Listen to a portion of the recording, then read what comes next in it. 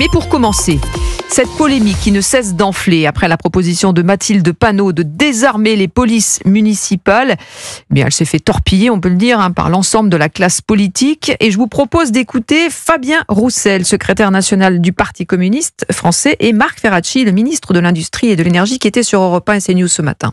Je sais que c'est leur conviction, mais ce n'est pas du tout la nôtre. Pas du tout. C'est même hors sol. C'est mal connaître la réalité de notre pays. L'insécurité grandit en France. Il y a besoin d'une police nationale beaucoup plus forte dans notre pays. Il y a une détestation des forces de l'ordre à la France insoumise et dans une partie de l'ultra-gauche. Il faut à tout prix éviter qu'il y ait des maires LFI l'année prochaine, tout simplement.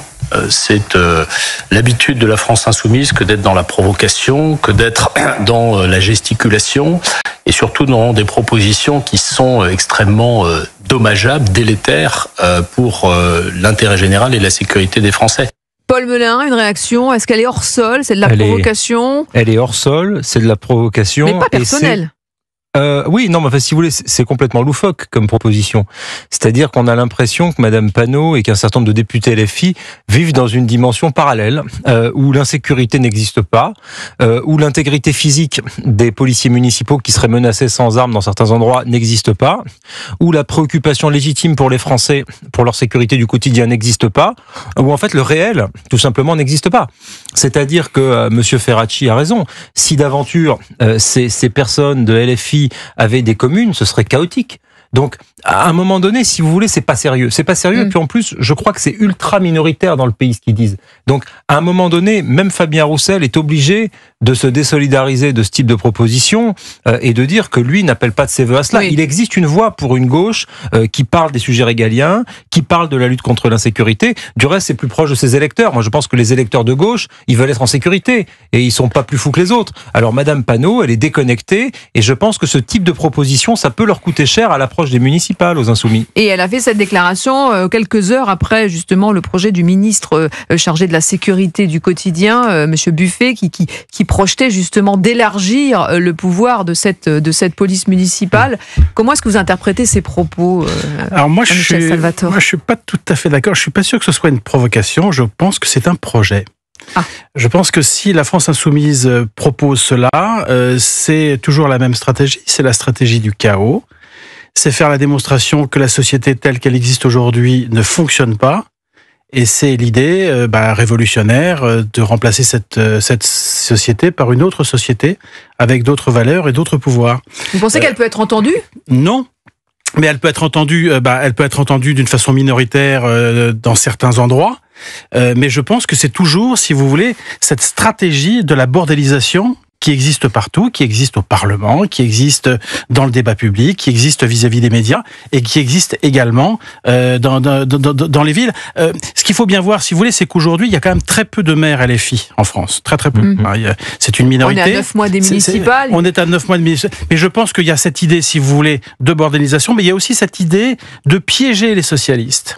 Et de leur dire, finalement, nous, on a les moyens de vous empêcher d'être élus. Si vous n'êtes pas capable de nous rejoindre sur nos propres positions, eh bien nous, par certaines de nos propositions, et par celle-là notamment, on a les moyens de vous empêcher d'être élu maire dans des grandes villes. Et là, il y a un véritable enjeu. Mais il y a eu peu d'écho quand même, Jean-Michel Salvatore, quand on voit le maire de Lyon qui se détache de ses propos, d'autres maires qui disent que c'est une aberration. Oui, parce qu'ils voient bien le danger. La gauche, on a entendu Fabien Roussel, Olivier Faure aussi s'est totalement désolidarisé à critiquer cette sortie. Oui, mais on voit bien, si vous voulez, qu'il y a une vraie fracture entre, je dirais, le socialisme gestionnaire et puis le socialisme radical. Mais je pense que c'est une prise de position qui a été lancée par Mathilde Panot. C'est mûrement réfléchi. Parce que Jean-Luc Mélenchon n'a pas réagi. Il n'a pas réagi, mais je pense que c'est. C'est un manifeste libertaire, quoi. Mathilde Panot, elle ne parle pas à la légère. Elle ne parle pas à la légère. Il y avait donc cette fameuse interview dans la presse du dimanche pour justement expliquer quels étaient les projets du gouvernement pour élargir les polices municipales. Et donc je pense que la France insoumise s'est dit, tiens, c'est le moment. C'est le moment d'attaquer et de piéger d'une certaine façon les socialistes qui ne veulent pas faire alliance avec nous. Mais de toute façon, le NFP est en mort programmé. Enfin, je veux dire, il est sous assistance respiratoire. C'est sur ce sujet-là de la division à gauche que je vous suis pas dans la stratégie. C'est que je me dis, la France insoumise est en train de scier la branche sur laquelle elle est assise, parce que Jean-Luc Mélenchon, notamment en désapprouvant la visite de monsieur Delogu en Algérie, essaye de se normaliser, de se un tout petit peu dédiaboliser, en se disant que de toute façon, à un moment ou à un autre, sans union de la gauche, ils vont avoir du mal à gagner ni une mairie, encore moins une présidentielle. Donc, je trouve ça contre-productif, et même au plan de la stratégie, si on sort du fond, parce qu'on est tous d'accord pour dire que la police municipale doit être armée, si on va juste à la stratégie politique, Mathilde Panot fait une bêtise, parce que, y compris dans des villes où il y a les écologistes comme à Bordeaux avec monsieur Urmic, avec monsieur Doucet à Lyon, ça va être difficile pour eux maintenant de faire alliance avec des personnes qui proposent de désarmer la police municipale, de supprimer les caméras de vidéosurveillance. Donc, à un moment donné, même à Grenoble, vous avez raison. Enfin, il y a plein de communes où ça va être compliqué. Alors, là où, par contre, je suis d'accord avec vous, c'est que c'est vrai qu'il y a beaucoup de maires qui ont besoin des LFI et qui ont besoin de leur voix pour gagner. Donc là, ça va être intéressant de voir les positions, les postures des uns et des autres. Il y a des gens comme Raphaël Glucksmann, par exemple, qui a dit que lui, même en cas de duel RN-LFI, il a même pas été capable de dire qu'il voterait LFI, ce qui est quand même assez intéressant à gauche. Donc, si vous voulez, il y a des gens comme monsieur Glucksmann, comme Carole Delga, comme Mickaël Delafosse, qui n'ont pas envie de faire d'alliance, mais alors du tout, le maire de Montpellier, monsieur Delafosse, qui n'ont alors aucune envie de faire une alliance avec la France insoumise. Et puis il y en a d'autres, tendance Olivier Faure, tendance Marine Tondelier, c'est plus flou. Et comme dit Martine Aubry, quand c'est flou, il y a un loup. Donc ça veut dire qu'ils vont finir par faire une alliance d'intérêt et d'opportunisme, ce que leurs électeurs pourraient aussi ne pas leur pardonner. Oui, Michel Salvatore. Mais je pense quand même que LFI sait très bien ce qu'ils, enfin les élus de LFI savent très bien ce qu'ils font, parce qu'on a un appartement témoin de ce que propose Madame Panot. C'est la ville de Grenoble, alors qui est dirigée par un écolo, mais c'est la ville de Grenoble. Piolle, avec une violence et une insécurité grandissante. Et des caméras de vidéosurveillance qui ont été installées. Alors il y en a eu 118 qui ont été installés avant que monsieur Piolle n'arrive à la mairie, et quand il est arrivé, il a proposé de les revendre à Christian Estrosi, le maire de Nice.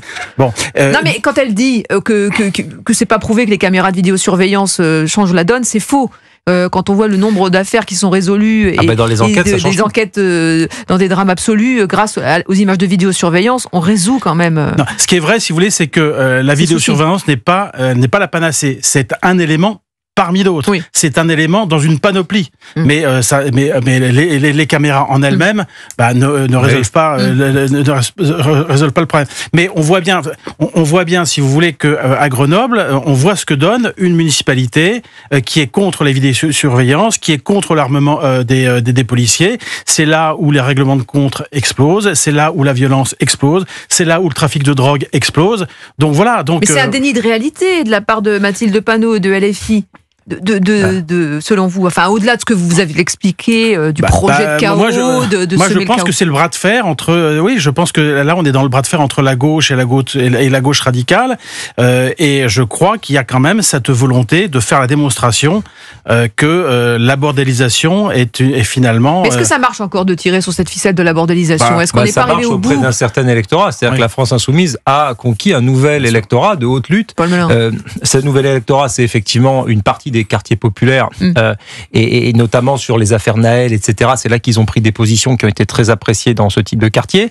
Et ensuite, c'est les quartiers bobos, les quartiers urbains, où on a plutôt des moyens, où on est plutôt bien diplômé, et plutôt de gauche, avec un espèce d'esprit un peu néo-68ard. Là, LFI fait de bons scores. En revanche, LFI a définitivement perdu les ouvriers, les classes populaires, les Français de la ruralité, j'en parle même pas. Donc, si vous voulez, à un moment donné, c'est très compliqué. Même un certain nombre d'élites de centre-gauche, des centres urbains, etc., elle est plutôt tentée par Raphaël Glucksmann, voire par les écologistes. Donc LFI a une stratégie de clivage, de violence, de brutalisation du débat politique qui les isole considérablement, y compris à gauche. Donc moi, cette stratégie-là, je la trouve délétère, dangereuse, mais politiquement relativement inefficace. Pour conclure, Jean-Michel Salvatore, voilà, on va voir la réaction. Elle est. Je pense que pour les socialistes, c'est une très très mauvaise nouvelle. Regardez ce qui se passe par exemple à Paris. Emmanuel Grégoire est le candidat du Parti socialiste. Il aura évidemment besoin du vote écolo et plus encore de la France insoumise. Il faut quand même bien voir qu'il y a maintenant 3 députés France insoumise élus à Paris, plus Madame Simonet, ça en fait 4, alors qu'il n'y a que 2 députés socialistes. Et donc là, on voit bien que dans une ville comme Paris, ce clivage-là, si Emmanuel Grégoire dit « je ne fais pas alliance avec LFI », il risque de ne pas être élu. Il n'y aura pas d'alliance au premier tour. Ouais.